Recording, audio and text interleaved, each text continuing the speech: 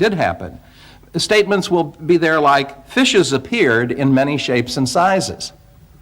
Another statement I noticed was that at this point, some organisms developed skeletons.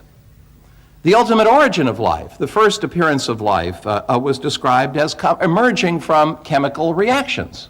You say, well, which chemical reactions? How did the organisms develop skeletons? Fishes appeared, well, what made the fishes? You say, how could this have all happened? Any Darwinian, I would think, viewing this, would say it's a bit like playing Hamlet without the Prince of Denmark, or Macbeth without the Thane of Cawdor, to leave out this mechanism.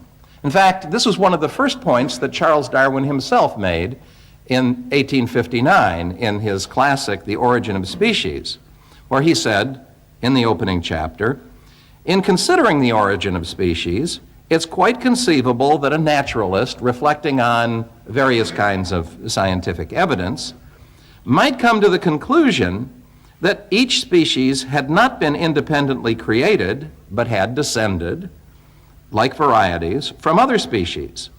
Nevertheless, such a conclusion, even if well-founded, would be unsatisfactory until it could be shown how the innumerable species inhabiting this world have been modified so as to acquire that perfection of structure and co-adaptation which most justly excites our admiration."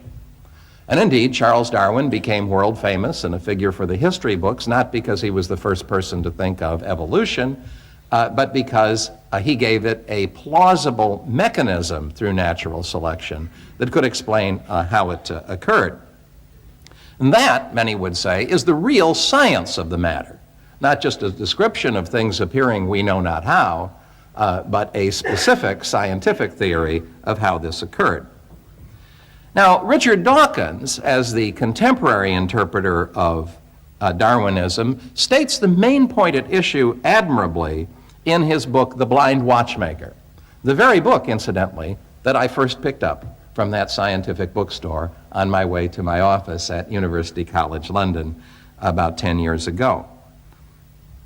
Dawkins begins this book, The Blind Watchmaker, by acknowledging that, and I quote his exact words, "Biology is the study of complicated things that give the appearance of having been designed for a purpose." Now just think about that. Biology